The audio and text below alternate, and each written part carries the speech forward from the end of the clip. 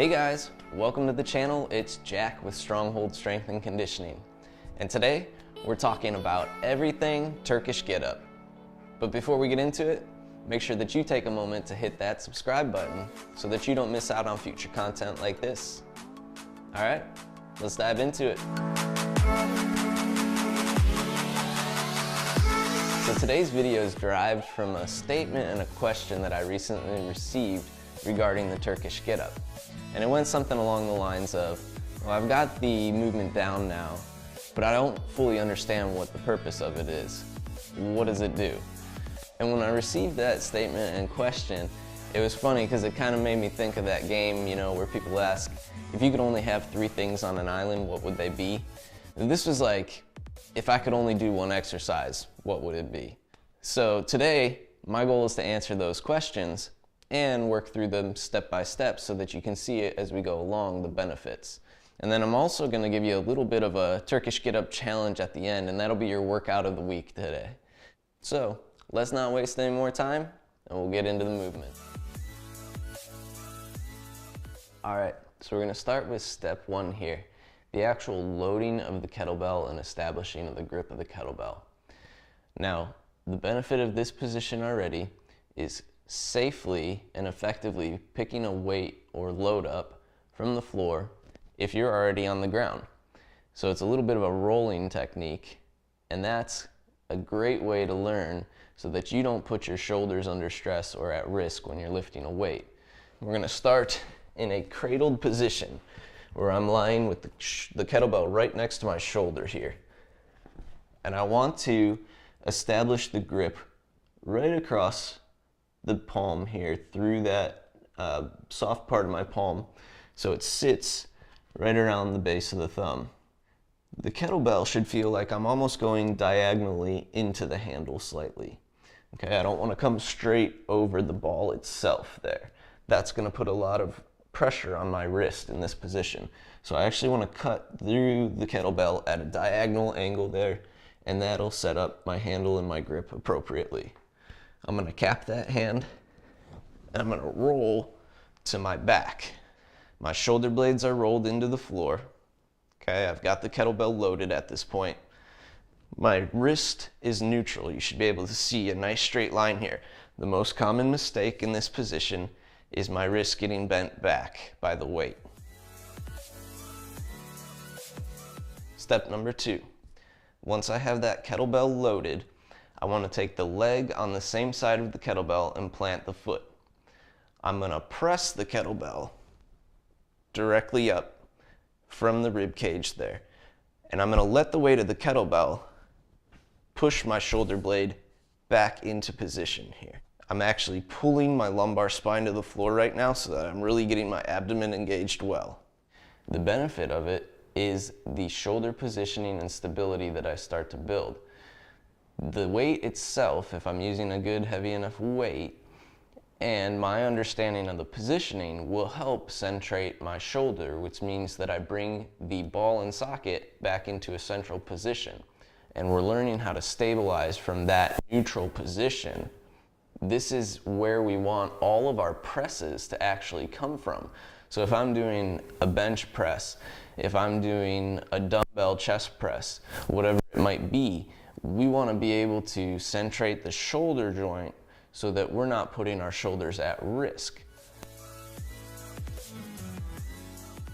So in step number 3, I'm using a functional roll to allow myself to be able to get up and create a stable shoulder positioning even under a load. Once I have my arm pressed, my legs set, I'm grounded through my foot. I'm going to reach my free arm off to the side here.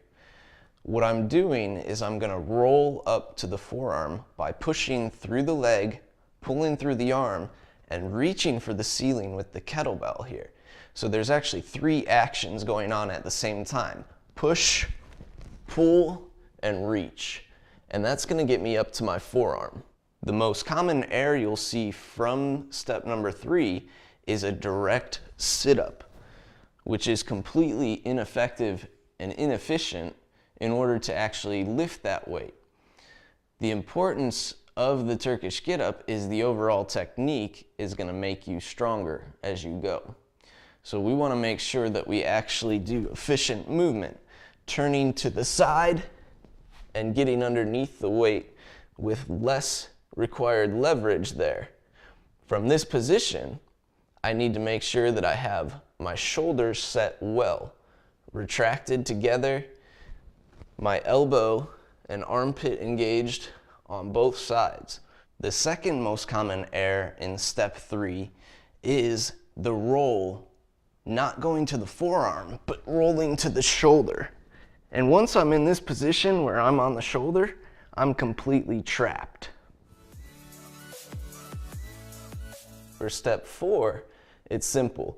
I'm just gonna extend this bottom arm and set my shoulder.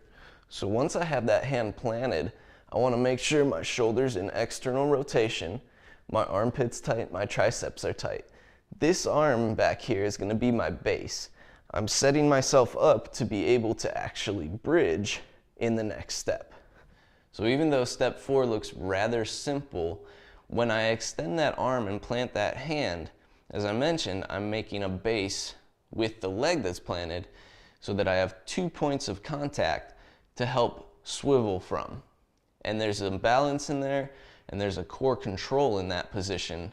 But if I don't set that base well, I'm not gonna have the balance and core control as I pull that leg through eventually in the next couple steps here. So this is the basis of being able to transition from being on my back to transitioning to a kneeling position. Step 5, the glute bridge. So now I have my hand and my foot as my base. I'm gonna hip up using the outside heel of the leg that's extended as well. I'm pressing that weight toward the ceiling. My shoulder blades are connected on my upper back, and my goal is to get my hips as high as possible here. Now, if I don't have the strength to do that, especially with the single leg that I'm truly based from, then I'm dead in the waters at this point. So I need to be strong enough to actually control myself through my core using one arm and one leg as I pull the other leg through in the next step. So we're talking core stability in this position from the glutes, getting the abs and obliques engaged, all the while still maintaining that shoulder stability and muscular endurance, holding that weight up. Step 6, I'm gonna slide that leg through back behind me so that I get my knee to the floor and my toes tucked. Now I have my hand planted and I'm still controlling that weight with my scapula. My shoulder blades are based together here. So this is where I had to have the core stability to bring that leg through with good balance.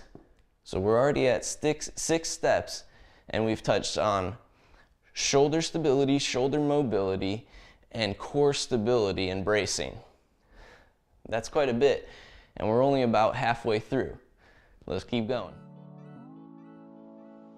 Step 7. Now I've mostly performed shoulder work and core work up to this point. This is where my legs really start to get more involved. Here, I need to have a good base from that leg that I have planted and my core. I'm gonna go to a tall kneeling position, bring my hand from the floor. Now if I've got this position set well, I'm already ready to go for the next step. So in step 7, I'm maintaining my shoulder stability. I need to make sure that I have the strength to actually brace my core and move my core from a side plank position, basically, to a tall kneeling position to prepare myself that I'm ready for the actual standing movement. Now, in order to actually move from that position, my legs have to be based very well so that I can go to that tall kneeling position without feeling unstable or losing my balance and structure there. So my legs are already engaging the floor to make sure that I'm able to pick that hand up off the floor and come to tall kneeling. Step 8, from kneeling to stand. Both legs are engaged. my glutes engaged, my abs are engaged, my arm at full extension, reaching strong to the ceiling, pressing from both legs. I've reached the full maximum stand here. And that is the ultimate goal. The importance of being able to stand from a lunged position, from a kneeling position, is pretty unprecedented. And this teaches you how to do it with one arm loaded with weight. The control, the stability that it requires to go from kneeling to standing without using your arms to help you get up, that's a pretty important functional strength that we need. Then from there, step 9, we start to reverse it. So I'm going to step back with the leg that I just brought forward from the lunge. Plant the foot, come to kneeling with control. Both legs had to have the strength to be able to do a controlled lower there. And I had to have the mobility to lower into that position from the knees. Step 10, I'm going to open my front leg. When I open that leg, I'm preparing myself a nice space to pull this back leg back through again to the front position and return back to my back eventually.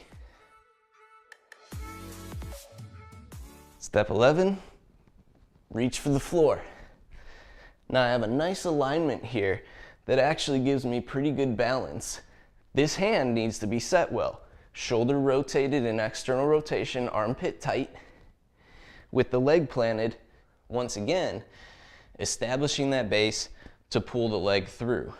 The base right here between the arm and the leg allows me to once again use the core stability to pull myself back through to a sitting position. Step 12, pull the leg through, place the outside of the foot down. So from here, I'm able to hinge at the hip, sitting back to the floor once my leg is through. I'm keeping my shoulder blades strong. Once I have my hips back to the ground, I want to make sure I can work my forearm back to the ground and then roll back to the back once again. And I should end up in position 2 where I started. So there's the full control of the movement, moving from standing back to the floor, making sure that I have the joints set in good safe positions, making sure that I have my stability set well so that I'm able to move from position to position, and the overall control of the movement, making it once again something that's very functional, being able to get from standing to your back. What's the purpose? Why do a Turkish get up? The absolute functionality of the movement overall. It is the Swiss Army knife of exercises. Shoulder stability, core bracing and stability, shoulder mobility, spinal mobility, looking at the strength of the legs, hip hinging, lunging positions, working practically every muscle group in your body with, not to mention, overhead stability at the same time. If you like getting up and down from the ground under your own strength, this is a great exercise for you to be practicing on a regular basis. You don't even have to use a weight. That's the greatest thing about it. And that actually brings me to today's challenge. So for today's workout, or the workout of the weekend, we're gonna have you guys performing the Turkish Get Up with a shoe balanced on your fist. I want you to perform 10 reps each side unbroken. So that means that you keep going non-stop, rep to rep, without having to rebalance or reposition that shoe. See if you guys can do it. If you like this video, make sure you let us know by clicking that button down below. Be sure to leave a comment below if you learned something from this video, and if you take on the challenge, let us know how it goes. And if you haven't already, take a moment to hit that subscribe button so that you don't miss out on future content like this. If you guys need something a little bit more tailored to you, make sure that you take a moment to stop by our website, fill out that coaching inquiry, and we'll have you guys headed in the right direction in no time. Maybe you'll be lucky enough to have the Turkish Get Up scheduled for you as well. Thank you guys for watching. I'll see you guys next time.